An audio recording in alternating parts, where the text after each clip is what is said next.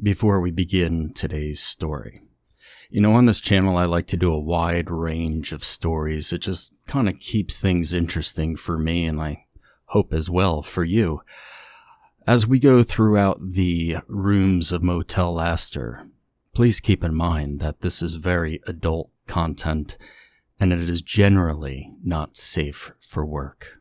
These stories are teetering on the edge of almost pornographic. So, this is your last warning, your last chance.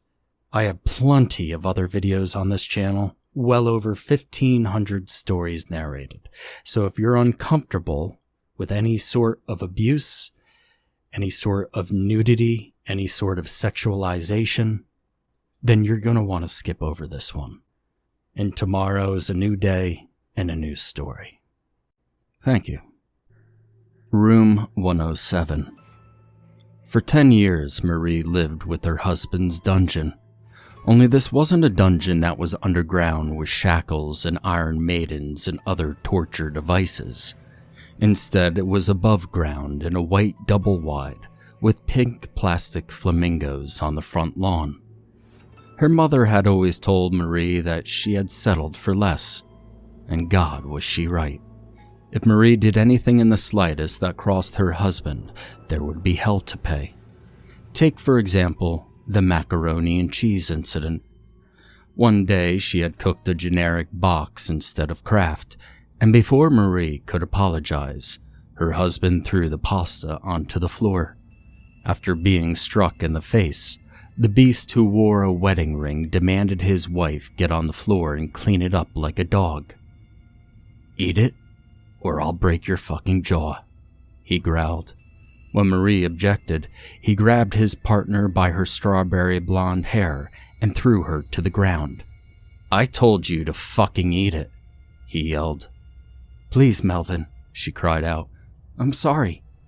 Although a sick part of him liked it when she begged, Melvin kicked her in the stomach and commanded Marie to do as she was told.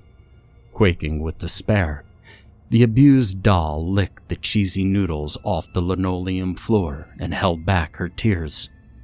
It infuriated Melvin when she cried, so the best thing to do was suppress everything.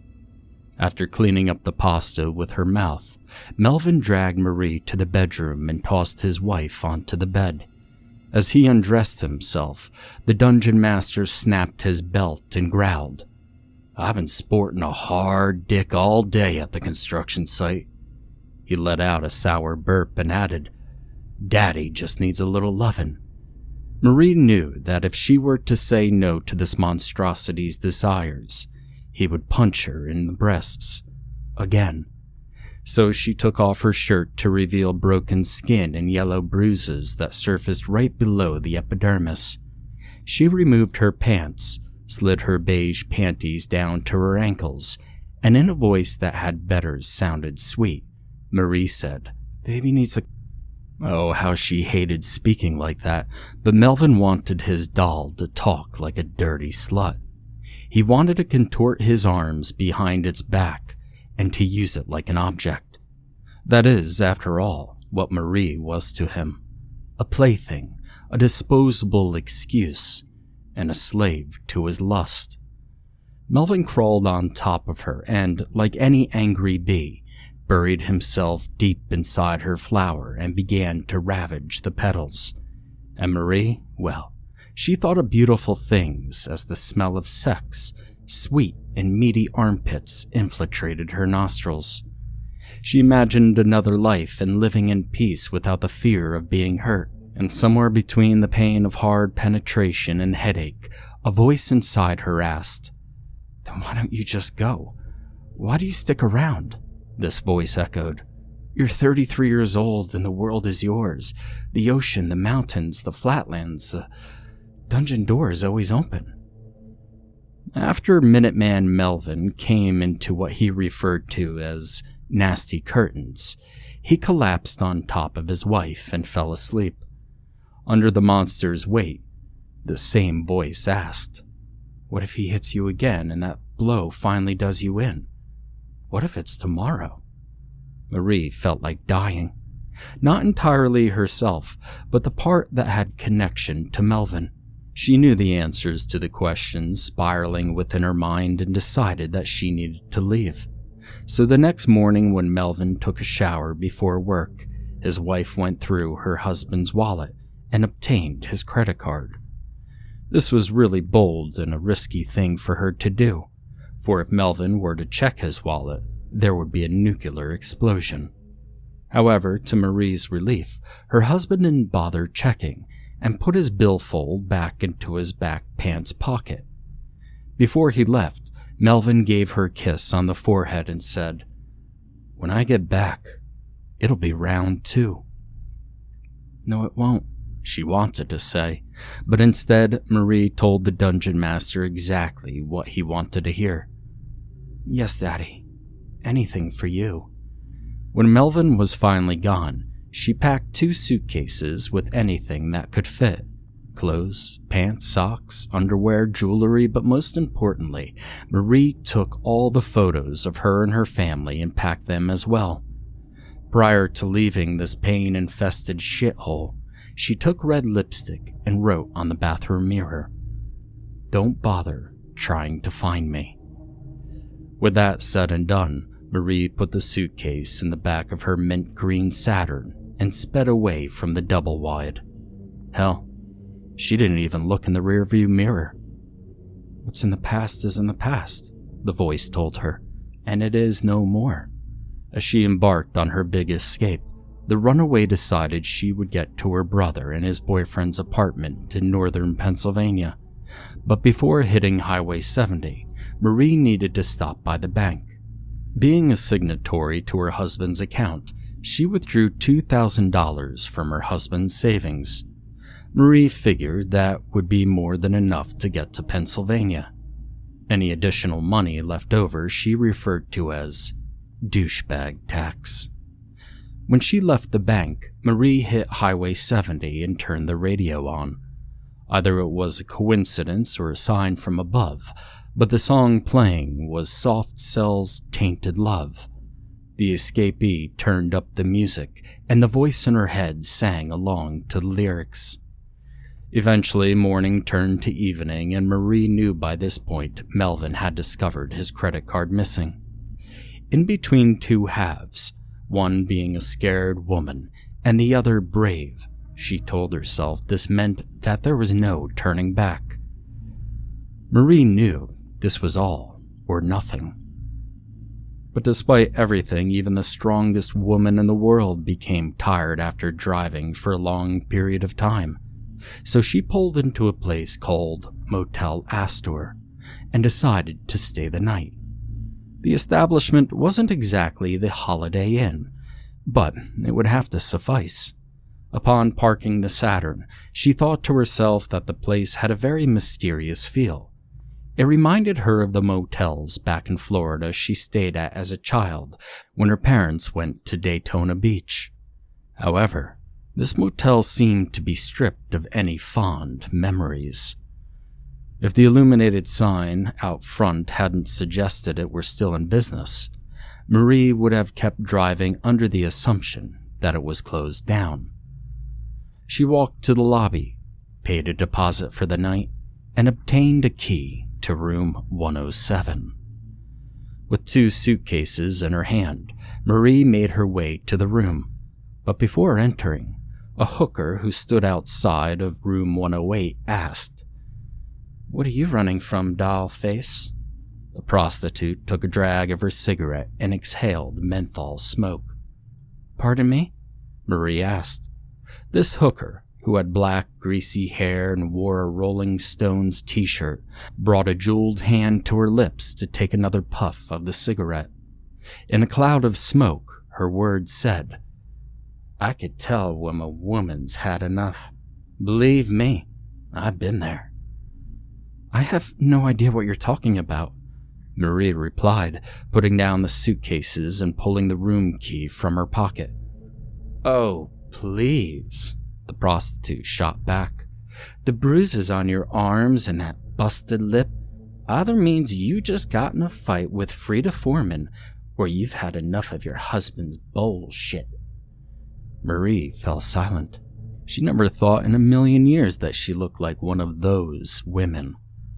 The ones you see in the supermarket with a black eye and blame it on the doorknob or even the oven. Do I really look that pathetic? She thought to herself. The grungy escort then asked, "You want to know what else gave it away?" She took a longer drag and added, "Well, you're not wearing your wedding ring. I could see the pale indentation around your finger from where it used to be." Marie looked down at her hand and realized that this was true. Although she had taken it off miles down the road, Marie felt as if it were still there. Well, most women just stay around and accept the life of a punching bag that wears an apron. A lot of them think they need a man, but the truth is, honey, men need us. And I mean, who would they be without someone to twist, beat, and fuck in that order? A lowly sack of dog shit, Marie answered while opening the door and heading inside. But before sealing off the threshold, she looked at the hooker and shot coolly. Let me ask you something. Where do you, of all women, think you have the nerve to open my wounds? The hooker let out a chuckle and replied, Oh, honey, please. Don't think you're all high and mighty up in your tower, Rapunzel. Because at least if a man hit me, I would have cut his dick off from the start. She paused for a moment and asked, And just how long did you stick around? 2 years? 5? Or is it 10? That slapped Marie across the face, and with great annoyance, she slammed the door shut and slid the chain on the lock. Fuck her, she thought. However, the runaway knew there was some truth to what the prostitute said. Marie should have left ages ago, and with the crippling realization that those years had been wasted, she fell on the bed and started to cry. But these were not tears provoked by a woman outside. This was all the rage and pain she kept inside the dungeon of her own soul. All of those moments that Marie was not allowed to cry or say how she felt poured from her eyes and onto the dirty sheets of the motel bed. It had been a weight she carried for so long, and with Melvin miles away, Marie had finally the chance to let it go. There, called that same voice. At least you're gone. It's better now than never. Remember that. It was then Marie's tears then turned into salty joy, and she replied, You're right. I did it. I finally did it. After pulling herself together, she headed to the bathroom and turned on the warm water. She figured that her first day of liberation called for a celebratory hot bath. As the water ran, Marie walked down to the Coke machine located 2 doors down and fed it $1. She selected the option for mellow yellow and retrieved the soda. When she got back to her room, Marie removed her clothes and headed to the bathroom.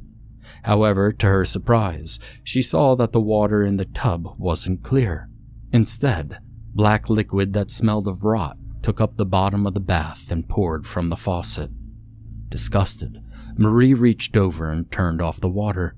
She covered her nose and exclaimed, What the hell? The black lagoon disgusted her. Not only did it smell of decay, but the aroma also matched the scent of a paper mill and burned tires combined. Immediately, Marie went to the motel room's telephone and called the lobby. After 2 rings, the man who checked her in answered the phone and said, Astor lobby, how may I assist you? Hi, yes, this is the occupant in room 107, and I'm calling about an issue in regards to the bathtub. Marie replied, trying not to gag from the smell locked in her nasal cavity. And what seems to be the problem? The motel worker asked. She explained how the water ran black and described the level of nastiness. Marie compared it to the appearance to that of rotten tar. All right, the man replied. We'll send someone down in a second to see what the problem is. After thanking him for being of assistance, Marie hung up the telephone and proceeded back to the bathroom. However, this time the water was clear as it should be. Not believing what she was seeing, Marie ran her hand through the warm water and realized that it was, in fact, there and clean. "I don't understand," she whispered, trying to make heads and tails of what was going on. Suddenly, the phone rang, causing her to jump. Before it could reach its third ring, Marie raced over and picked it up. "Hello?" she answered. "Yes, this is the lobby," said the man from before. "I'm just calling to inform you that the repairman is on his 30-minute lunch and will be there in a half an hour. Again, I'm sorry for the—" "Well, it'll no longer be necessary," Marie interrupted. "The water is fine now. I know it sounds crazy, but I've been driving all day and I must be seeing things." However, Marie knew what she had seen. Unless Melvin had hit her too many times in the head and she had gone completely insane, the water was black not too long ago. But she didn't want to come off as a burden to the lobbyist and simply apologized. When the conversation ended, Marie went back to the bathroom and drained the tub. There was no way she was submerging her body in the bathwater, regardless of how clear it had become. So instead, she put on her sleep clothes and decided to lay down. Marie turned on the television to see what the weather would be like the very next day, but noticed that every channel was static.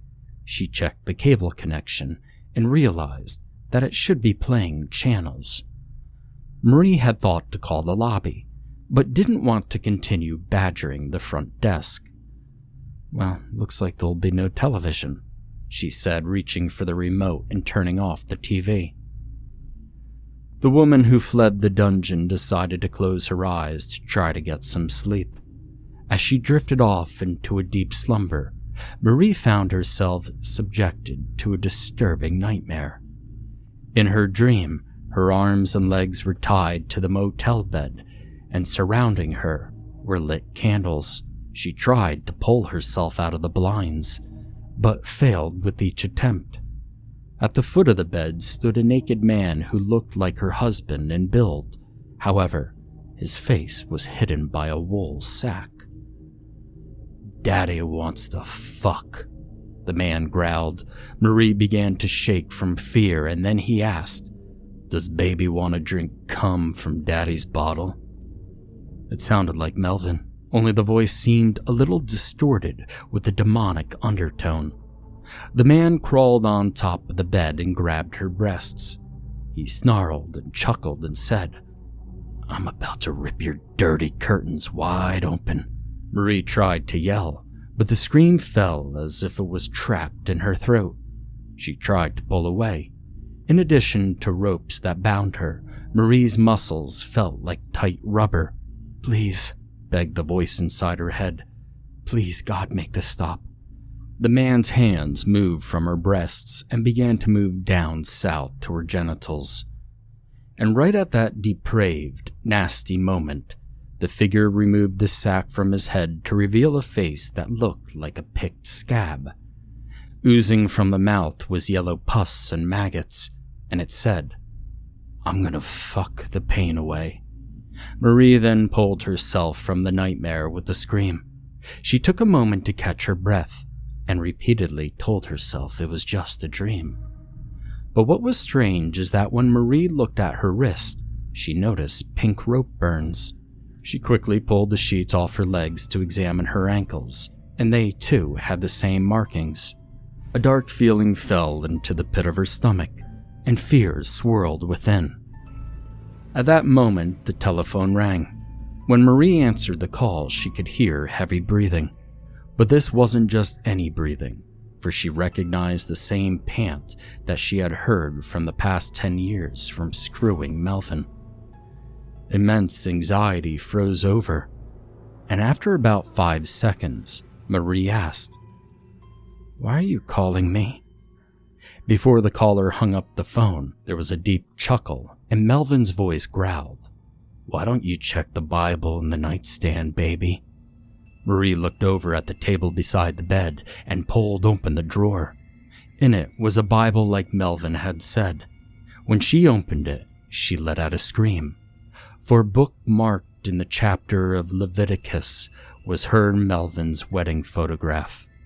On the picture, written in black Sharpie, read the words, "I will find you." This caused fearful tears to form in her eyes, because Marie didn't bring this photo with her on the big escape. She wondered, had Melvin been in room 107? Was he staying somewhere in the Motel Astor? How did he find her? All these questions ricocheted in her mind. Suddenly, there was a knock on the door. This practically caused Marie to piss herself, and her heart almost stopped. "Oh God," she thought to herself.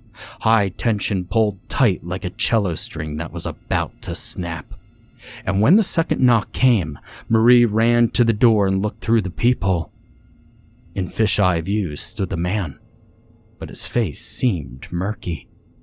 From the other side of the wood, his voice hissed. "Why did you overcook the pasta?" He growled and then added, "Only a stupid fuck will screw up a good pasta." Although she couldn't make out his face, Marie knew it was Melvin's voice. She began to cry hysterically and screamed, "Go away, or I'll call the police." Melvin then proceeded to bang on the door over and over. He screamed and yelled and called her every profanity known to man. His wife jumped back from the door, and at this point tears poured from her eyes like a great waterfall. The banging and beating became louder and more violent. Hell, one would think the chain were about to snap and the door would fall in. But out of nowhere it stopped, and what followed was a deep silence. Shaking from fear, Marie looked out the peephole this time and saw that no one was standing there. With her sanity on edge and afraid to leave the room, she picked up the phone and dialed 911. However, the call went straight to a static sound instead of a dispatcher. Marie hung up the telephone. She picked it up and proceeded to try and contact help once more, but again, there was only static. After numerous failed attempts to get a hold of the cops, she figured she would try and contact the only other person that made her feel safe. Marie dialed her brother's number, and, to her surprise, it began to call out. At 2 rings, her brother picked up and said, "Hello?" "Craig, oh my God, you have to help me," she spewed out into the phone. "Where have you been?" he asked.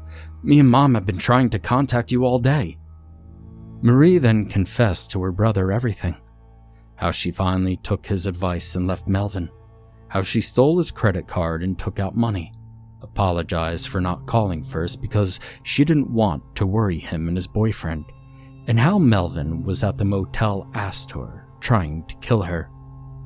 All of this information overloaded into Craig's ear, and he said, "Marie, I'm proud that you got away from that prick of a husband, but it's impossible for him to know where you are." And after a short silence, Marie replied, "I don't understand." Her brother then informed his sister that Melvin had been in a construction accident and was on life support in the hospital. "They don't think he's going to make it," Craig added. "Pablo, Mom, and I were going to ride down there in the morning to be with you." As Marie held the phone to her ear, she flipped the Bible back open and noticed the wedding photograph was nowhere to be found. In an immense state of confusion, she didn't know what to say. And if Melvin had been rushed to the hospital, then who was it that had called her? Also, who was the man at the door? She then said in a low tone, "Craig, I'm going to get off the phone now." "But what about Melvin?" her brother asked. "They can pull the plug for all I care," she coldly replied. "I'll call you back in the morning when I figure out what to do." "Are you safe?" Craig asked. Marie honestly didn't know. Her mind felt like it was going in 500 different directions at once. She couldn't tell whether or not she had gone insane and had so many questions about everything going on around her. After telling her brother what he wanted to hear, Marie said her goodbyes and hung up the telephone. In the middle of room 107, a puzzled migraine began in her head, and Marie stared fearfully at the door. "Who was that?" the voice from within asked. After a moment of silence, there came another knock. She got up and slowly walked to the closed threshold. Through the peephole this time stood the prostitute from earlier. She undid the chain, opened the door, and the hooker asked, "Is everything okay?" I heard screaming. In a dazed fog of uncertainty, Marie informed that someone was harassing her. The woman smiled and replied, "Well, at least you know it wasn't your husband." As she turned around and started to walk away, the sex worker added, "Some bitch should have been more careful at his job." It suddenly felt like ice water was pumping through Marie's veins. She stepped out from the doorway and asked, "How the hell did you know that?" The prostitute's black stilettos stopped in their tracks. She then turned back around to reveal a deep, bloody cut in her neck and replied, "Honey, I hear everything that goes on within these walls, doll face. Nothing goes unknown." The woman then proceeded to walk down the motel's sidewalk, knocking on every door as she passed along. The sight of her slit throat left a collapsed feeling of terror inside Marie's soul. She wanted to scream, but the unbelievable sight left her shocked. Needless to say, in the midst of completely losing it, Marie packed quickly, grabbed her belongings, and stuffed them into the back of the Saturn. Hell, she didn't even bother returning the room key that was in her pocket. As Marie began to pull out of the parking lot, she noticed something quite peculiar about the lobby area, for on the front door was a sign that read, "Temporarily closed for renovations. We will reopen in September." And from the way the office looked, the Motel Astor had been closed for a while. It was then Marie felt around the inside of her pocket for the key to room 107 and discovered nothing.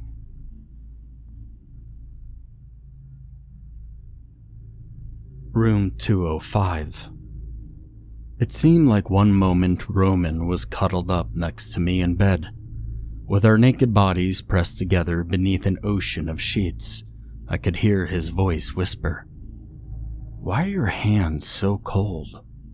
I could hear him laugh in ticklish glee as my fingers brushed his chest and I lightly pinched his left nipple. Ow! I could taste his lips, embrace his warmth, and feel his bare feet rub against mine. However, in the slumber of my morning, I would wake at 3 a.m. to discover that he still wasn't there. It had been a year since Roman had went missing, and life as I knew it felt as if it had come to a grueling end. One day he told me he was on his way home from work, and that he would be home and that he wanted Chinese. But an hour passed, and the food I ordered started to go cold.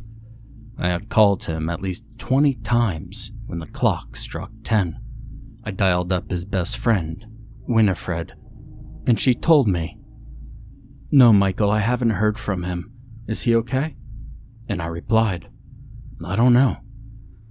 Those words were heavy with concern, like an anvil tossed into a dark sea of worry. I called the police, told them that my boyfriend hadn't come home. This turned into a missing persons report, and eventually 2 weeks went by. "We're doing all we can to find him," the police would tell me. "Are you sure he didn't have any enemies who would want him dead?"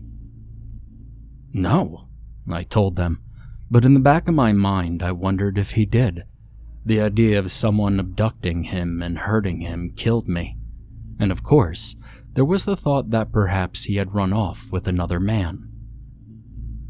"That doesn't make any sense," his sister would tell me, a month after hearing no word from Roman. "He had just left the office. Besides, it doesn't seem like him just to wander off with another guy if he was gonna propose." She stopped. There was a silence that stuck like pins in my heart. Finally, after 3 seconds of an awkward pause, Roman's sister hissed, "Fuck." Ultimately, the police told me and his family that the search was off, and only the worst could be assumed. For the longest time, I didn't sleep, because anxiety gave me thoughts that perhaps some maniac had scalped his curly chestnut hair, or gouged out his copper-colored eyes. Whenever I took a shower, I got down on the tub floor in the fetal position and let the steam engulf my nude vulnerability. As the water rinsed over my body, I cried for Roman and ached for him in my gut. With every passing day, a part of me that was connected to my boyfriend died. My life had turned into a consistent state of pain. I didn't want to move on, and the worst part is that there was never an end. And believe me when I say the unknown is worse than the idea of death. Winter thawed into spring. Spring became summer, and the green leaves on the trees turned into a vibrant orange and red. I didn't enjoy any of the holidays that came and passed because I never left our apartment. I still called it our apartment. And suddenly, out of nowhere, in this vast black hole of grief, I received a phone call. On the side of the bed where Roman used to sleep, I reached over and picked up the telephone. In a voice drenched in depression, I answered. "Hello?" Light breathing could be heard, and a male voice that sounded familiar replied, "It's me." At first I thought I was dreaming. You see, when your life becomes nothing but a miserable coma, you can't tell the difference between what is real and what is not. For months all I did was lay in bed, and I never washed the sheets in fear that detergent would remove Roman's scent. I shook my head a little to confirm that I was indeed awake, and I asked, "Who is this?"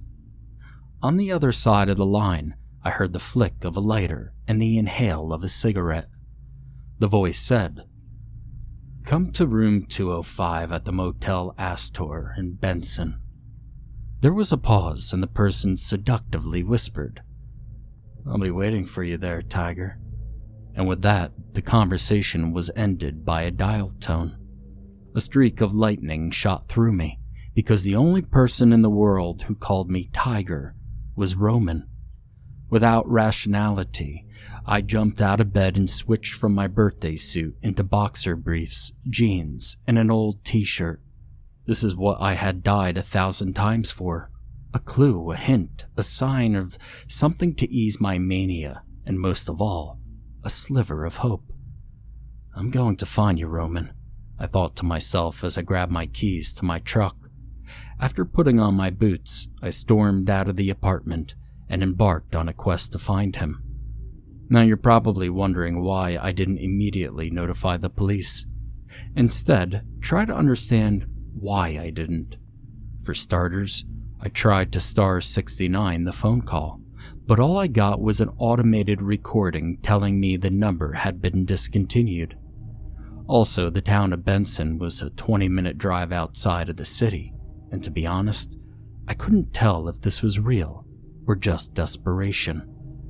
The only thing on my mind was getting to him, and God did I speed.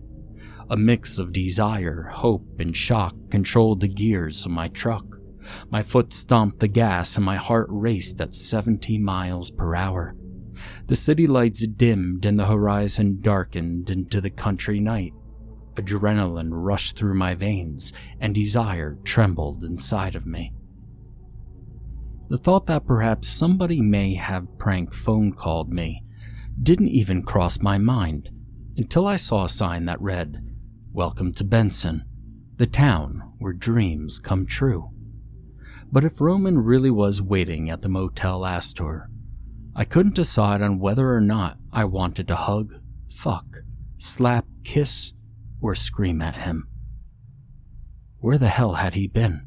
Why did he vanish? What happened? Why didn't he just come home? And was this really happening? And then it had dawned on me. I didn't even know where I was going. I mean, yes, I knew where the town of Benson was, but I had no idea where this said Motel Astor was. When entering downtown Benson, I pulled over at a diner called Henry's and parked the truck. I figured I would ask someone directions to the motel, if it even existed, that is. In a rush, I burst through the establishment doors. Upon entering, the smell of coffee beans, waffle batter, and hash brown grease hit me in the face. The first person I saw was a middle-aged waitress. Her hair was damaged, and one could tell it had once been red. The waitress's face appeared tired due to working a late shift, and in a caring and warm voice said, "Welcome to Henry's. How may I—" "Where's the Motel, Astor?" I interrupted, practically throwing myself over the counter. My alertness seemed to startle her. When the waitress didn't respond fast enough, I shot quickly. "Can you please tell me where it is? Kind of a bit in a hurry." "I could tell, sugar," she replied. "You look like you just stepped out of an F5 tornado." The only customer in the diner sat a couple tables away from me. He was a broad-shouldered man, bald and bearded. He took a sip of his coffee and asked, "Why you want to go to the old Astor for?" Heavy in my mouth was the entire year of suffering I had endured. My worry, my love, and damaged heart. Somehow, in the clusterfuck of all the information I was trying to process, I simply replied with, "Can you just tell me how to get there?" He shrugged and said, "Well, yeah, you just go up East Street, take a left onto Highway 70. You'll drive for about a good 10 minutes and it'll be on your right." He paused and added, "But you might want to take a gun with you." I looked at the man rather dumbly and asked, "Why?" "Ain't nothing but trouble out there," he informed. "Meth heads, drug dealers, prostitutes. Hell, that place is practically an STD with a vacancy." I didn't care. The man drinking his coffee could have told me that the Motel Astor was an active volcano about to explode, and I would still have ventured there to find Roman. Without saying anything else, I left the diner, got into my Chevy, and sped to the directions I had been given. On the radio, the Golden Earrings Twilight Zone could be heard through a light static. Thoughts echoed throughout my mind. Why would he want me to go to a crime-infested motel? Had my lover been abducted by criminals who wanted a ransom? What if this is all a setup? And most importantly, was I really prepared to find out? I took a left off of East Street and merged onto Highway 70. With the window down, cool, phantom sheets pounded me in the face. My fist gripped the steering wheel and my foot pressed the gas pedal. Images of Roman at the beach flashed in my mind. I recalled him exclaiming, "Hey, Tiger, take a picture of me?" Flash. And images of what was to come haunted me. If Roman was waiting in room 205, would he still be all put together?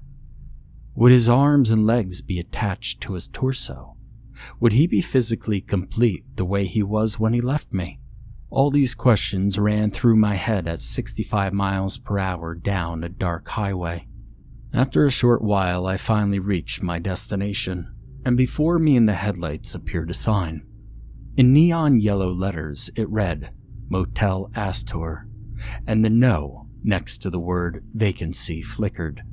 The building was 2 stories and looked as if it had been built sometime in the early 70s on an American dream that fell into hard times. Some of the windows were boarded up and the gated pool had been drained, leaving dead algae on the bottom. I parked the truck, got out, and didn't even hesitate to stop into the lobby and inquire any information about who was staying in room 205. I followed a cracked sidewalk and doors numbered 101 to 120. Each passing room increased the anxiety of what was to be discovered. At the bottom of the stairs that led to the upper story stood a grungy female prostitute. Her hair was an oily black mess, and her short magenta skirt and fishnet hose suggested a blowjob would be cheap. Her tank top, that rippled and shredded excuse that covered her braless cleavage, had the graphic design of the Rolling Stones' lips. When I tried to pass her, she struck an erotic pose and said, "Oh hell, honey, I could turn a gay man straight with these lips. You looking doll face?" This hooker's eyes, these 2 slits in her sockets smeared with black eyeliner and dollar store mascara, ogled me head to toe in search for greens so she could obtain some crack cocaine. "Out of my way," I said, rather rude, and given her a clear indication that she was the last thing on my mind.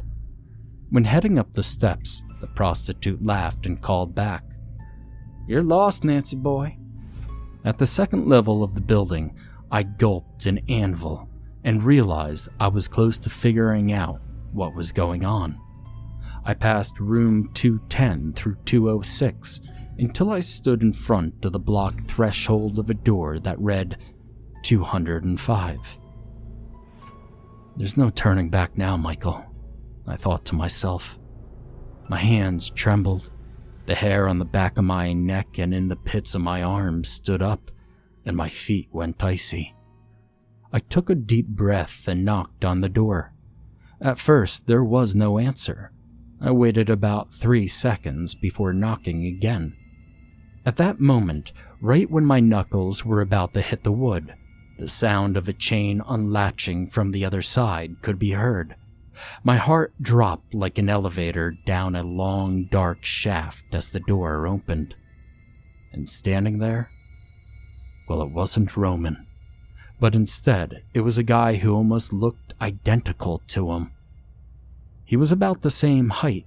His bleached blonde hair grew from a dark scalp, and his bright blue eyes that gave me a cold glance. "Can I help you?"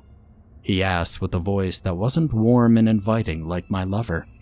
He also didn't wear thick-rimmed glasses like Roman. Hell, even his style was completely different. Instead of an iron, clean dress shirt, this guy wore a tank top that read "Starfucker" in the same font used for the Hollywood sign. His shoulders and arms fit loosely in a large leather jacket, and his pants were cut off into short shorts. I didn't know what to say at first. With my mouth open, I tried to find the words, but instead all I could do was stare aimlessly. The guy lit a cigarette, stuck his head out the door, and looked left to right. "You aren't a cop, are you?" he asked, and after a short and confused pause, I replied, "No, I'm not." "Okay then. Well, what do you want?" He seductively purred. "You a top or bottom? Or you versatile?" He dropped the eroticism in his voice and then added, "Hey, listen, I don't do bareback for strangers. Sorry." "What's your name?" I asked, dodging his offer. "Ooh," he crooned. "Well, it could be anything you want it to be." The guy laughed and said, "You look like a man who likes to be sucked." He put his hands on my shoulders, and it was then I couldn't take it anymore. I grabbed and shook him hard while yelling, "I'm not fucking playing around here. What the hell is your name?" "Jesus H. Christ," he exclaimed, pushing me off. "What's your problem?" I stepped back, pulled myself together, and said, I'm sorry. See, my boyfriend went missing a while back. I got a call from someone telling me to meet them at room 205, and it sounded like him. And what's strange is that you favor him tremendously." I paused for a moment and added, "Forgive me, I sound like a lunatic, I know." The guy looked at me for a good 3 seconds and asked, "What was his name?" "Roman," I told him. "His name was Roman Cardinal." The guy took a drag of his cigarette and said, "Well, that's not me. My name is Kevin High. Now, you want to have a little fun or what?" I hesitated for a moment as the disappointment of not finding my boyfriend set in, but I couldn't stop looking at Kevin and thinking of the times Roman and I used to make love. I stared at Kevin's legs and jawline and felt my crotch getting tight. Perhaps he wasn't the man I was looking for, but that doesn't mean he couldn't become him. "Well?" Kevin asked, as if I were an object that comes and goes. When this guy looked at me, he didn't stare avidly like Roman. Instead, he viewed me as a cash dispensary, a coin-operated pleasure unit, and dirty business. Temptation peeked inside, and I finally gave in. I put my hands on his hips and stuck my tongue into his mouth. We exchanged saliva in the open doorway before shutting it and getting undressed. "Do you like that?" When I stared into his deceitful eyes, I tried to imagine Roman looking back at me and saying, "Do you love me?" "Yes," I replied. Kevin giggled and with a dark wisp, instructed that I screw my pain away. "Well, I kinda needed a big ol' thing in me," he whispered. "So you wanna come in?" I nodded my head. "Rubbers are in the nightstand along with the lube," he informed me. "Now let's get this over with." I shook my head and tried to drown out his lack of self-respect. You see, Roman would never do this. My lover once told me that he was my slut and only mine. Kevin positioned his nude body on the bed. It had been so long since I had had sex that it felt new again. "Oh yeah," Kevin moaned. "You know you just want to rip me open." "Please don't talk like that," I told him. "I don't like it." He paused and then asked, "Well, what the hell do you want me to say?" "Nothing," I shot back sternly. I still questioned whether this was actually happening. I moaned, releasing a softer side that I'd kept locked up inside of me. Between the sweat and force, Kevin looked directly into my eyes. Images of Roman in the middle of our bed flashed in my mind. He had been so sweet and loving because I was his first. I recalled how he curled up and wrapped around me. "Don't ever let me go," whispered in my ear, and it echoed throughout my mind. My thrusting became more aggressive as a mix of salty lament and joy came to my eyes. "I adore how you love me," Roman said in his heart. "Ah, fuck yeah," the guy I dominated exclaimed. "Don't stop." I covered Kevin's mouth and his tongue felt around the palm of my hand. As I ravaged this substitute for Roman, I stared my reflection in the mirror above the headrest. Looking back at me was a distortion of lust and power. In my mind it said, "He's never coming back." "Shut up," I hissed back. Beneath my sweaty hand, Kevin thought I was talking to him and muffled something in agreement. With my teeth, I lightly sucked his neck to leave a bruise. It had never dawned on me before, but he even tasted like Roman. And the more I pushed myself, the more it felt like I had found him. Suddenly, in the heat of it all, I was done. It was so intense that I collapsed on top of Kevin and began to lightly sob with ecstasy. I kissed him repeatedly as if he were an elixir sweet as honey that could cure the poison making me sick. I wanted to consume every drop, like an addict who had not poured a glass of wine in over a decade. If it wasn't for the skin between us, I would have made a home and never left. With my emotionally parched tongue, I licked him and begged, "Please don't ever leave me." Kevin then pulled away and said, "All right, it's going to be $60. As he leaned up and attempted to stand, I grabbed his arm and asked, "Where are you going?" "Yeah, well, I'm going to go take a shower now," he replied. On a filthy bed in a smoke-stained room, I laid naked and fragile and desperately asked, "You're not going to cuddle with me?" Kevin gave a look back and replied, "I guess, but it's going to cost you an extra $10 an hour." "I don't care," I told him. He shrugged and made his way to the bathroom, at which point I asked, "Can I join you?" He said yes, and the two of us got into the shower together. As the warm water formed a hot sauna, I caressed his hot body. I pressed against him and grabbed his bare buttocks with my needful hands.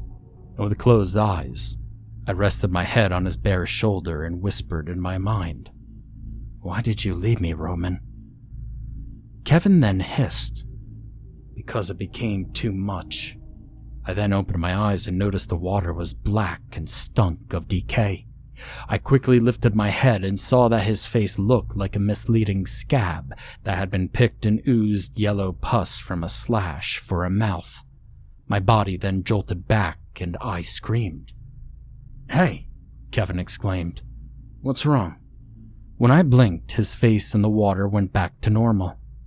Dripping and wet, Kevin looked at me as concern was written all over him. I put my hands on the side of my head and replied, "Nothing, I don't know."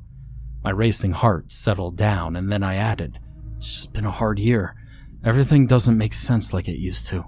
He placed his hand on my trembling shoulder and for the first time, and in a compassionate voice asked, "You just want to lay down?"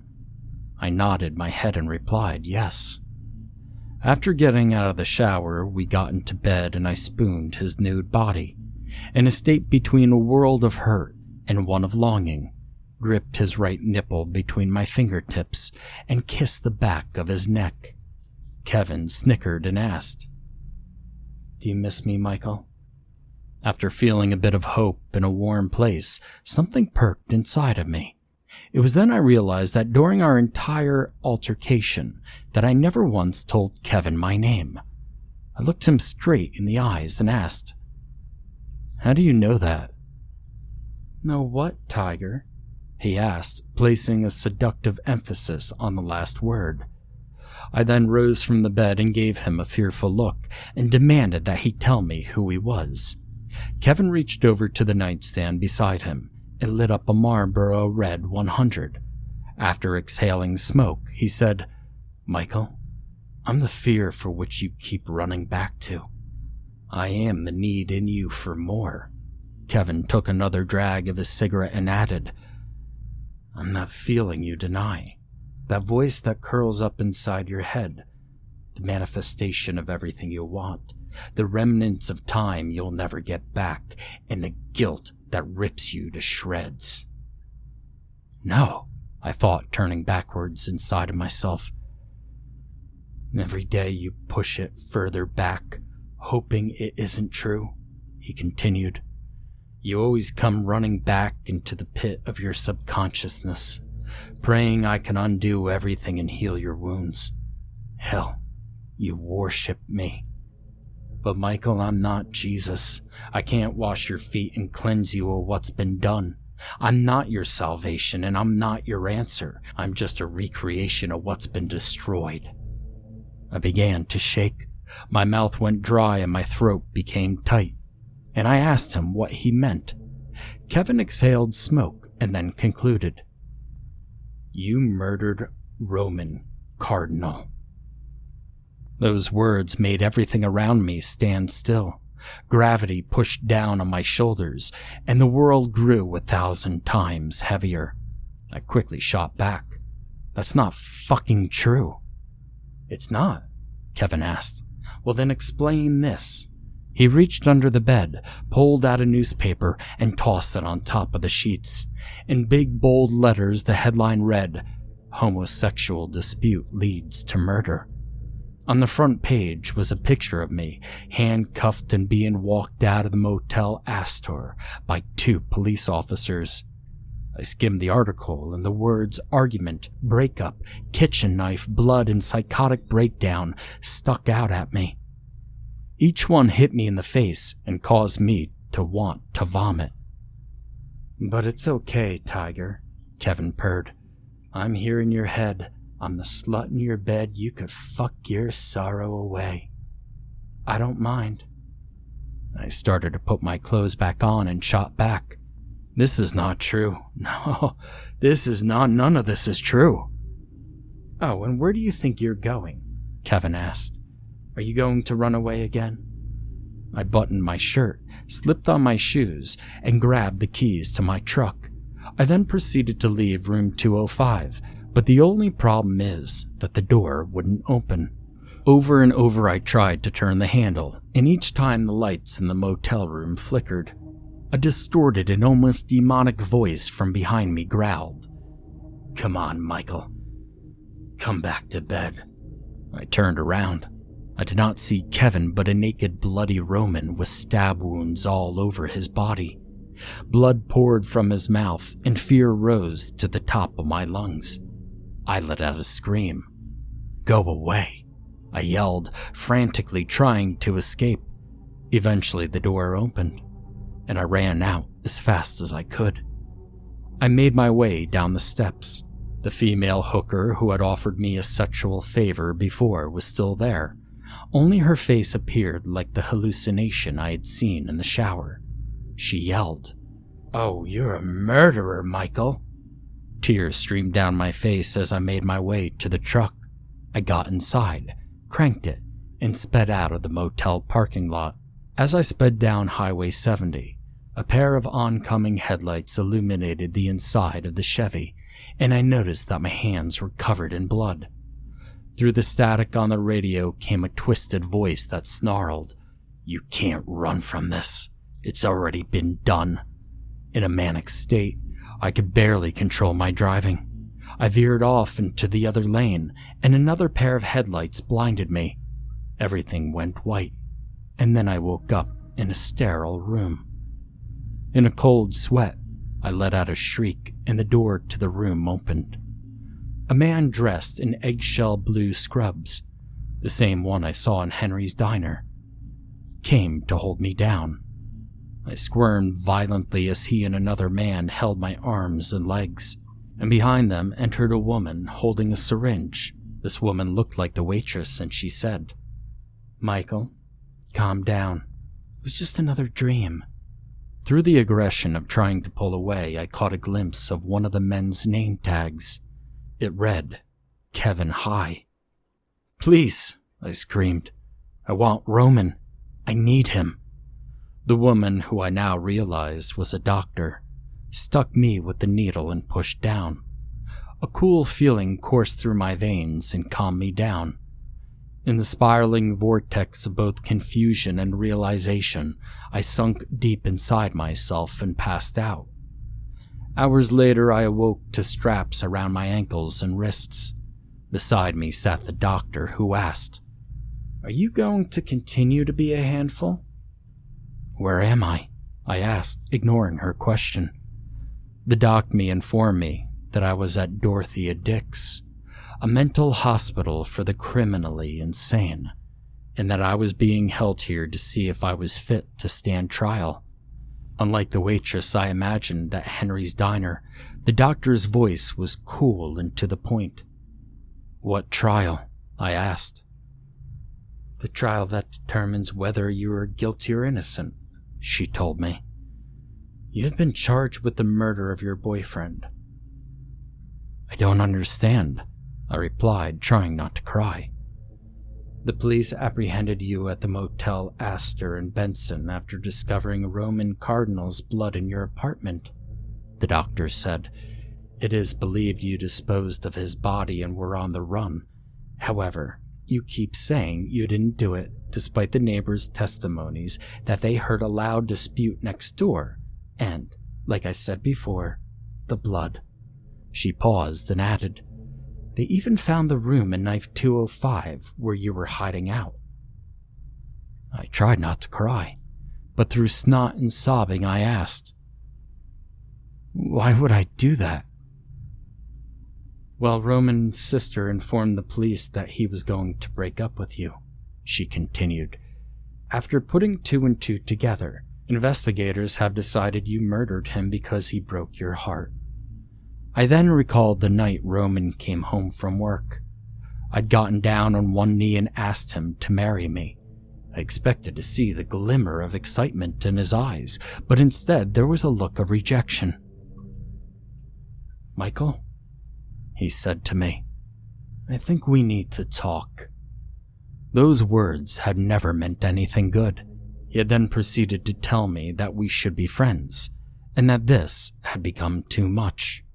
With a look of shock on my face, I asked, "I don't understand. I thought we were in love." "We were in love," Roman told me. At least I was in love. Don't get me wrong, Mike. You're an amazing man, and I will always, always love you. Just not like that. I stood up, met his eyes, and asked, "Why are you doing this to me?" Roman's copper eyes watered up behind his glasses, and in a clear voice as day said, "I don't want to do this, honey. As a matter of fact, it's the last thing I could possibly ever want to do to you. But the sad truth is I no longer love you like I used to, and believe me, I don't want to see you in pain. In the shadow of everything we have overcome, the light simply isn't there anymore, and I'm sorry." I was quiet for a moment, and gritted my teeth, and I asked, "It's your coworker, Michelle, isn't it?" A stray tear dripped from his puffy eyes. He didn't say anything, but it was completely obvious what the answer was. "Does she know you're still with me?" I hissed, beginning to slowly unravel. "Does Michelle know that you and I sleep together? That we fuck?" He gulped and sternly replied, "I told her you were my best friend. I told her we were just roommates. And I told her you were like my bro." "Bros don't fuck each other, Roman," I yelled. This caused Roman to jump. By this point, my fists were shaking with both pain and anger, and my heart, my ginormous heart that I had poured out to him when I was naked, started to slowly break into 1,000 fucking pieces. "You want this to be easy for me?" I screamed. "Well, fuck you." And I don't exactly remember doing it, but the next thing I knew, there was a kitchen knife in my hand, and Roman's throat had been slashed wide open. With both hands, he covered his severed throat, and blood flowed between his fingers. When he fell to the floor, I got on top of Roman and stabbed him over and over again, yelling profanities and crying uncontrollably. And that's what happened, I told the doctor, snapping back into reality in the present day. I wanted him to love me, and if Roman couldn't love me, well then he couldn't live. After the doctor left the hospital room, I closed my eyes and heard a voice seductively say, "Do you miss me, Tiger?"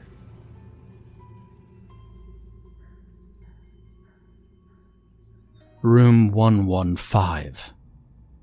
At one point my walls were the lightest shade of pale blue, and traces of my mania could be found in the floral spiral patterns. However, after years of people smoking, they have turned a nicotine yellow. I've seen it all. Dominatrix fantasies, homosexual lovers, prostitutes, sex offenders, cheating ministers, and many more. And every one of them, whether they were young or old, innocent or vile, have never escaped.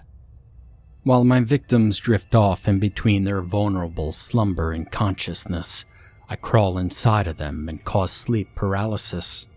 And oh, how they struggle and try to pull themselves from my dark power. These souls beg for sweet release as I take the form of a demonic being. And the more they cry, the stronger I become.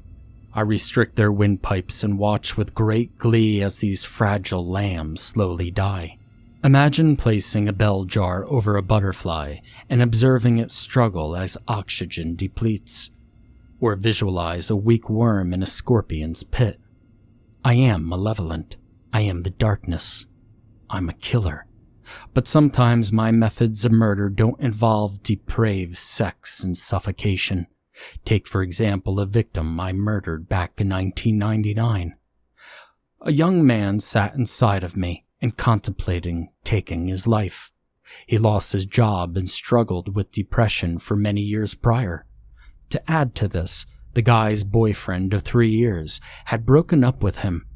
After an hour of contemplating his life and writing a suicide note, this man realized life's virtue. Love, compassion, the smell of rain, autumn leaves crunching beneath his feet, and other things that made him happy.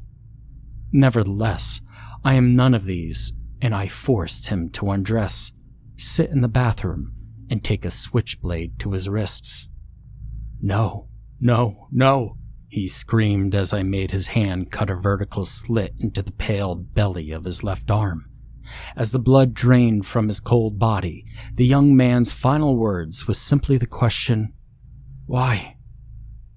"Because I can," I replied coldly. "I'm savage. I am corrupt. I am evil. But in all honesty, my favorite kill was back in 1985. A married father and a hooker decided to spend the night within my walls.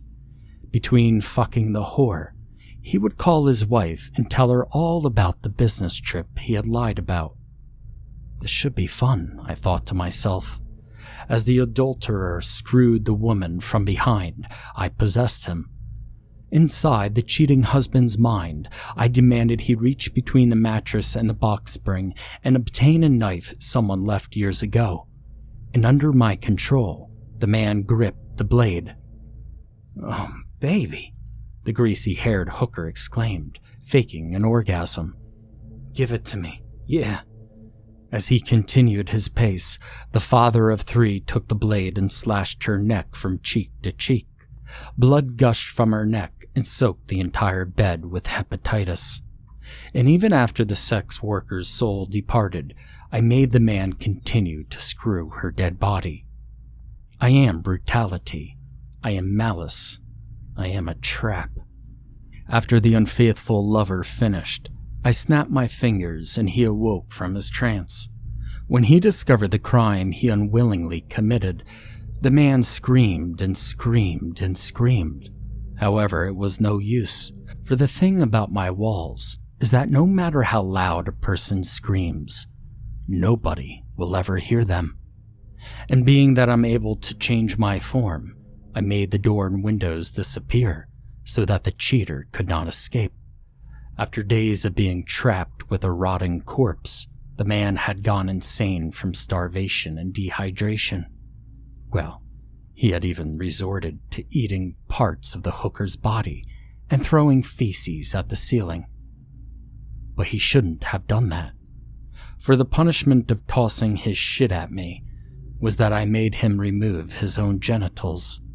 But no matter what happens within me, I always clean up.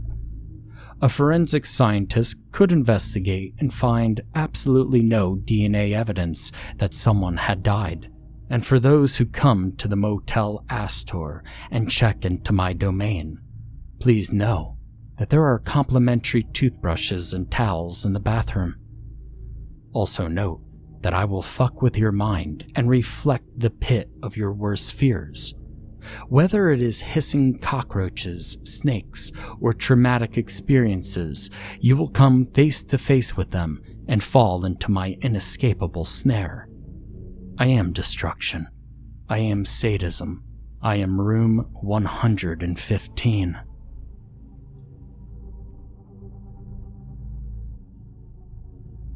Room 201. The year was 1991. Nate Sinclair entered the lobby of the Motel Astor, and the worker from behind the desk kept his eyes on the small TV monitor. The employee was watching the episode of All in the Family, where it's Edith's 50th birthday, and without looking directly at Nate, he said, "Hello, welcome to the Motel Astor. How may I help you?" "Yeah, I need a room for the night," he replied. The lobbyist glanced at Nate, lacking any enthusiasm in his voice, and said, "We have an opening in room 213. The worker pulled a key from under the desk and slid it across the tabletop. After paying the deposit, Nate said, "Thanks. I've been driving from Delaware to Georgia, and let me tell you, the highway could take a toll on you." A facial expression of not really giving a shit remained evident on the lobbyist's face, and he replied, "Well, this place could take a toll on you as well." "Long night?" Nate asked, with a happy-go-lucky smile on his face. However, his attempts to spark a sense of humor in the worker's face failed. Something like that, the man behind the desk replied, paying more attention to the programming. Meanwhile, the fluorescent light above them flickered, and the lobbyist added, "It seems as though I can never leave this place." A short silence fell between them, and he concluded by saying, "Enjoy your stay." Nate then left the lobby with the key in his hand and proceeded to room 213. Before reaching the steps that headed to the upper level of the motel, he noticed a beautiful woman at the ice machine. She was blonde and rather angelic looking, and her hips fit into a pair of Daisy Dukes.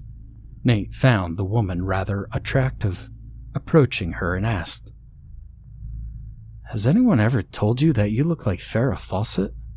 She blushed and replied, "Yeah, I've been told that before."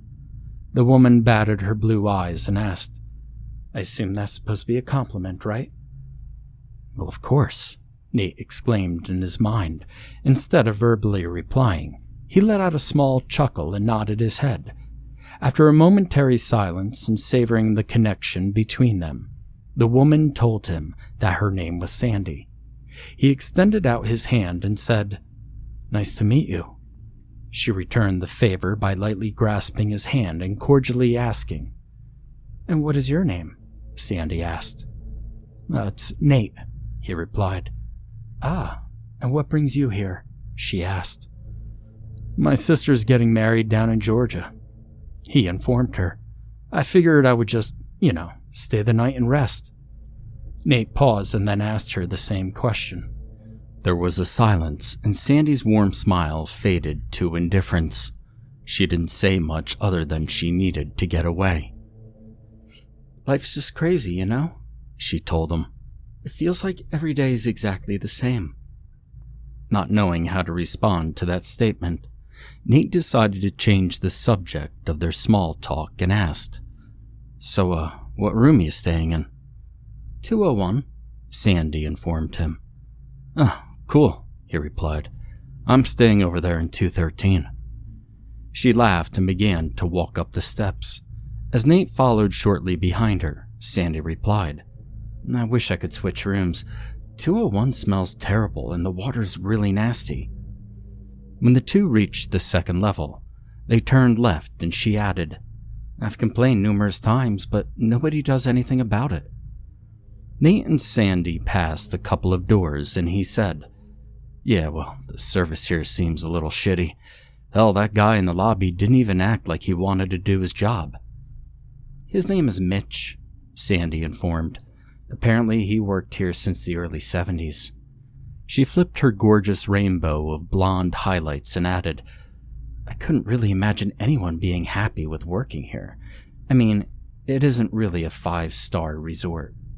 This became evident to Nate when he passed the door of room 215 and could hear arguing from the other side. "Apparently there's a couple that lives in there," Sandy said, keeping her eyes away from the door. "They're drug addicts who never come out unless their dealer pulls up in the parking lot." When Nate arrived to room 213, he unlocked the door and asked the woman, "How long have you been staying here?" There was a short silence. A look of reluctance grew on Sandy's face and she replied, "Not long, about 4 days."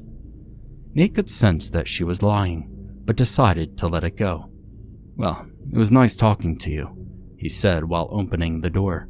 Sandy smiled and replied, "Oh, absolutely, and I wish your sister the best of luck of getting married." She paused and added, "I hope to get married one day, but I doubt that'll ever happen." He then proceeded to enter the room, said his goodbyes in the threshold, and Nate shut the door. Inside 213, he peeked from behind the curtain of the window and watched Sandy walk away. "Wow, what a beauty," he thought, sitting on the foot of his bed. Despite finding the woman physically nice to look at, Nate couldn't help but feel a sense of mystery to Sandy. For someone who had only been staying at the motel for 4 days, she acted like she knew the place very well. And another thing, why did Sandy look so hesitant when he asked her how long she had been staying there? Whatever the reason, it didn't really matter. Come morning, Nate would be leaving and knew he would never see her again, so it really didn't faze him. After taking a hot shower, Mr. Sinclair stepped out of the bathroom and noticed something on the floor underneath the bed. Wearing only a towel around his waist, he bent down to examine the object and noticed it was a VHS tape. On it was a strip of masking tape with the words, "Property of Room 201, written on it in black Sharpie. A feeling of curiosity peaked inside him, for Nate recalled Sandy telling him earlier that she was staying in 201. His first thought was to put on some clothes, head a couple of doors down, and return the tape. But then he thought, why would I do that? It isn't like Sandy would know anything about it. So instead, Nate figured he would stick it into the VHS player and watch the contents on the tape. After feeding the tape into the VCR and pressing play, he turned on the room's television with a remote control. At first, there was only static, but eventually that cleared up to reveal a recording outside of room 201. The person holding the camera could be heard breathing, and a hand off camera knocked on the door. A couple of seconds passed, and eventually the door opened. Standing in the threshold was Sandy. It was obvious she was trying too hard to act, and she said into the camera, "Oh, hello. How are you?" The cameraman didn't reply, and in a semi-seductive voice, she added, "Well, of course you could come inside, baby." What in the hell am I watching? Nate asked himself. It was then he noticed the date on the corner of the screen that read 6/15/1983. A bizarre feeling of confusion covered him, and he thought, 1983? What is this? The scene's tracking then became extremely terrible, and it cut to the inside of presumably what is room 201. The camera was aimed at the bed, and on it appeared to be a drug-induced Sandy with a naked midget by her side. In the mirror above the headboard appeared the person holding the camera in the reflection. However, the identity of the cameraman was hidden by a plastic goat mask. Meanwhile, a crappy audio recording of Softcell's Sexdorf could be heard in the background. Sandy, the beautiful blonde woman Nate had met earlier, was also nude and drooled at the mouth. Through thick slobbers she muttered something, and the midget said to the cameraman, "She's a little disco dolly, isn't she?" The goat man could be heard breathing heavily behind his mask, and in a deep and unsettling voice instructed the small person to pleasure her. After making an obscene gesture with his tongue, the midget began to do just that. "Isn't it nice? Sugar and spice?" Sandy moaned in both pain and unwanted sensation. When she tried to make the small man stop, he punched her in the face with his small fist. After the woman stopped struggling, the midget leaned to her face and yelled, "We're gonna make you a star." The scene then cut to the miniature beast. Now Nate wanted to look away, but couldn't bring his eyes to refrain from watching. It was a combination of disgust, mortified fear, and shock. That's right. That's good," the goat man instructed. "Lure her to a life of vice." Nate couldn't move.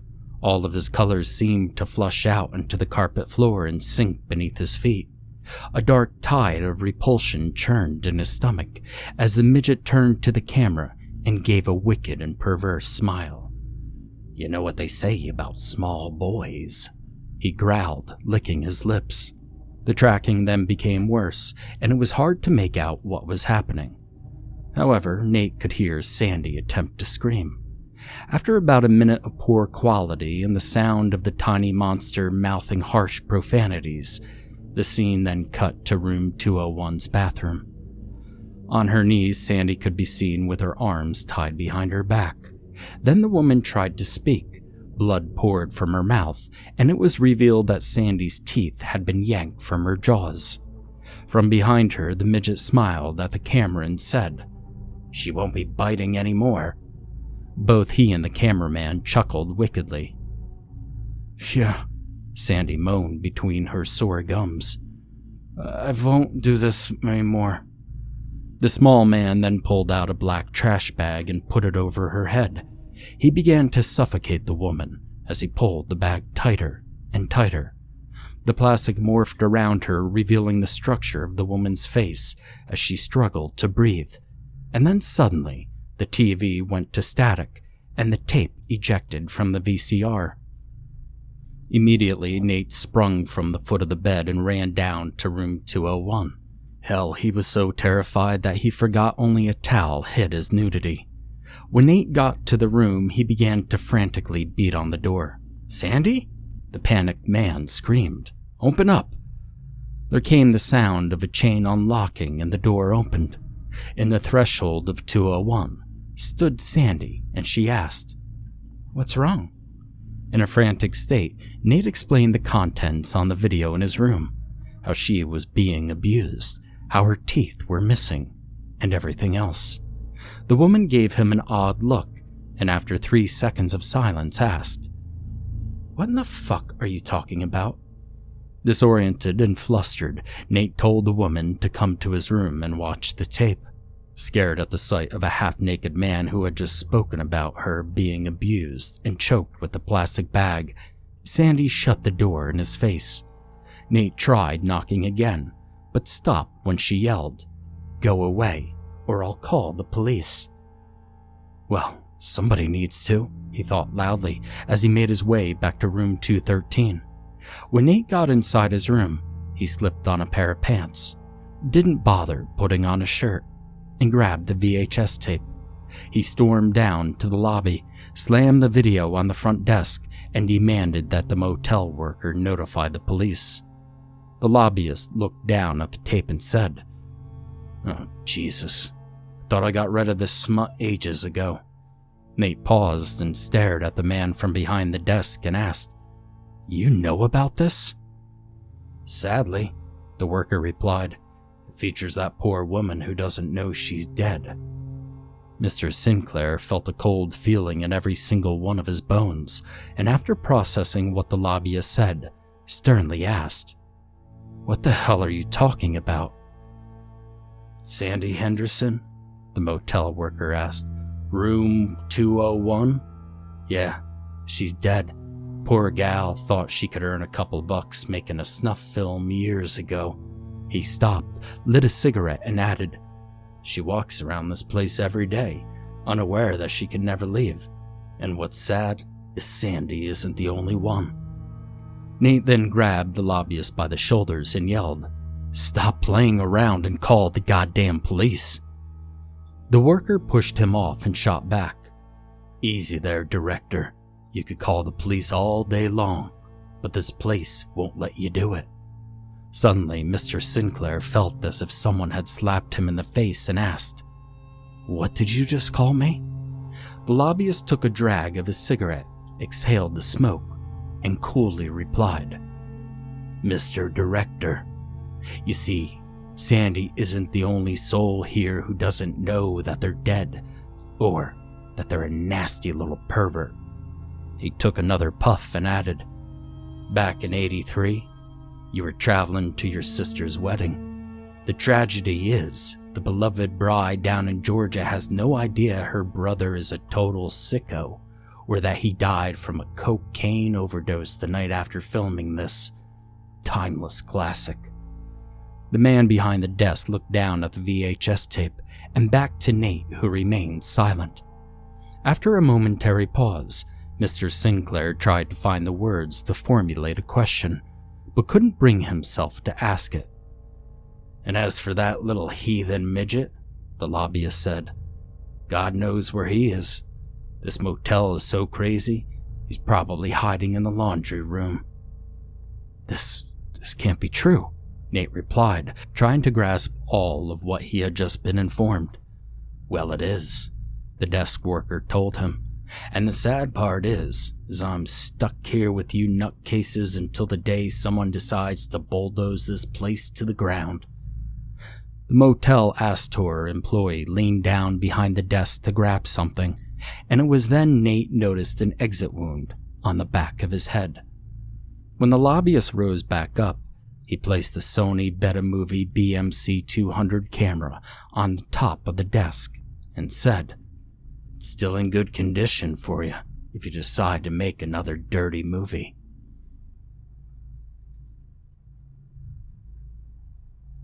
Room 119. The hooker sits in the lobby of Motel Astor. She has no idea what year it is, but only that she was murdered in room 115 during the mid-80s. Because that's the thing about being dead. The time frame of the mortal world becomes non-existent after death. Without the meaning of life, the sand in the hourglass becomes wet mud. The sex worker sparks a cigarette and inhales deeply. Upon exhaling, the angel in the lobby looks over to the man behind the desk and asks, "How long?" Keeping his eyes on the television monitor playing the same repeat of All in the Family episode where Edith is sexually assaulted, the lobbyist replies, "What do you mean?" She takes another drag of her smoke and adds, "How long do I have to stay in this piss-poor excuse of the Bates Motel?" The employee's eyes glance at her and he says, "When I was murdered in 1979, I remember I was sitting here watching poor Edith finally escape the sex offender's perverted grasp after smashing a hot cake into his face. This couple came into the lobby and asked me if I worship Satan. Upon telling them that Satan doesn't exist, the man made me get on my knees as his wife instructed I perform oral sex on the barrel of a pistol." He stops for a moment and adds, "He pulled the trigger, and before I know it, I'm stuck in this goddamn place watching Archie Bunker crack jokes about a punch bowl on an endless loop, over and over and over again." The Motel Astor employee concludes with, "To answer your question, you'll be able to leave when I'm able to tune into another television show." Dismay settled on the hooker's face, and after a momentary pause of failing to assess her purpose, she asked the worker if he even knows her name. After shaking his head, the prostitute says, "Figures. I feel as though I'm some side character in a horror tale that nobody cares about." She takes a long drag of the cigarette and confesses, "Well, my name is Susan Davenport, but to the world, I'm just a sample of a soul made to swallow for $50. However, I'm so much more than that, honey." "Oh?" the lobbyist asked, without any indication that he really gives a care. "Yeah," Susan tells him. "Oh, I remember at one point I made my mother and father proud. I got all A's and was in the top of my graduating class." She laughed slowly. "And then one day I'm working on the side of Highway 70 at truck stops. It's like the entire world becomes a nightmare that smells of sex, and believe me, I lived every single day thinking it would get better. I used to think that I would die in a hospital bed as a happy old woman." Miss Davenport takes one final puff and concludes by saying, "Instead, my throat was slashed at 28 in a motel room." "Well, at least you weren't forced to eat shit and broken glass like the teenage girl in 111, the worker replies, trying to sound optimistic beneath a cloud of misery. "Yeah," she replies. "Well, I'd rather be picked apart and eaten than made to consume poop until I died." It was then that All in the Family episode suddenly restarts, and the classic opening of the piano and the happy TV couple singing about better days can be heard. A black tear from mascara forms in the corner of Susan's eyes, and she asks, "So, tell me, what is the backstory of this motel? You know, the reason why it seems to devour people and spit them out." "Do you really want to know?" the lobbyist asks. Susan lights another cigarette and says, "Well, don't tell me it was run by a man with mommy issues." She exhales smoke and adds, "If I'm trapped here for all of eternity, at least let the reason be a good one. Not some remake or some serial killer cliche." The worker is silent for a moment and begins to reveal the history of the motel. Back in 1898, before the Motel Astor existed, and there was a Highway 70 that led victims to its despair, well, this property was a cornfield with a dirt road that cut through it, he tells the hooker. And just a couple of miles away from this preposterous field was the town of Benson. And by the day the township floated on the surface of this facade where Southern baptism and good old country values blossom like magnolia flowers. However, when the sun went down, teachers and firefighters and other respected members of the community would join together in a dark society called the Fellowship of Caligula. Susan is quiet and asks, "What in the hell are you talking about? Do you mean a cult?" "Well, they called it a religious group," the employee replies. "But yeah, a cult devoted to the late member of the House of Rulers, conventionally known as the Julio Claustian dynasty. Well, they believed Caligula was not only a man of many gods, but the Christian God as well." He asks the ghostly prostitute for a cigarette and continues the sordid tale. Obviously, there were nut jobs, but nobody in that time period ever questioned the possibility that an evil cult resided in the underbelly of the Bible Belt. And one night, their leader proposed that they sacrifice the town's simpleton, Joshua Brannon, a mentally handicapped man who not only had the mind of a child, but was still a virgin.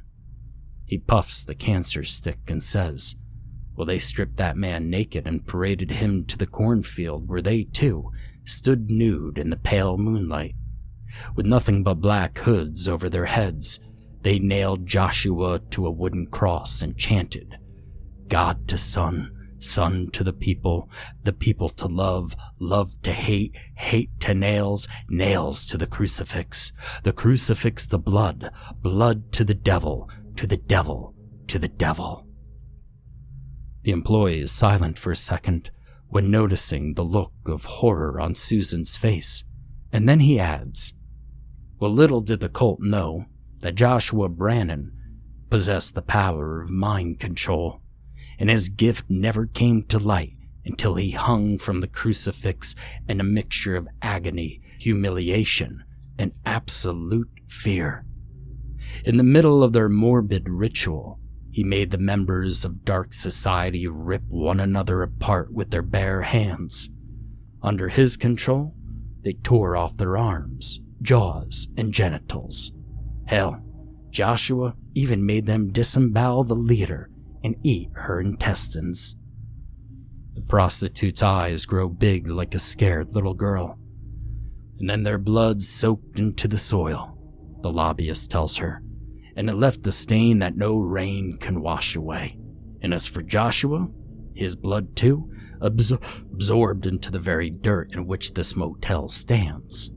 He puts out the cigarette in a coffee cup and asks, "Is that a good enough reason for why the Motel Astor is so horrible?"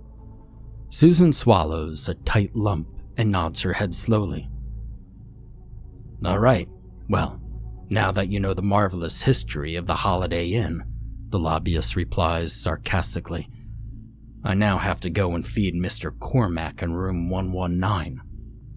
"Oh, let me do it, sugar," the prostitute says. After a short pause of unenthusiastic surprise, the employee asks, "And why do you want to do such a nasty task? Hell, you don't even work here." Susan looks at him and replies in a rather defeated tone, "If I can't figure out my purpose, I might as well make one." The man behind the desk smiles and says, "Well, the hiring manager isn't able to confirm whether or not you can work here because he's hanging from a slip knot in his office. However, we are accepting applications." The hooker then replies, "The hell with that. I'll volunteer." He reaches in a drawer, pulls out the key for room 119, and tells her, "The dog food's in the dresser along with the funnel." She takes the key, heads out of the lobby, and proceeds to Mr. McCormick's room. As she walks down the sidewalk, Susan passes a crying little girl who stands at the Coke machine. The child is wearing a Mickey Mouse shirt, and with a fragile whimper asks, "Have you seen my mommy?" Susan smiles, but the desperation in her voice replies, "Oh, now dollface, your mommy went crazy after you drowned in that swimming pool." The little girl is quiet for about 3 seconds and asks, "Is she ever going to come back?" The dead hooker shakes her head and says, "No, Janie, hell, we've been over this before, honey. Don't you remember? She blew her brains out a year later in Georgia."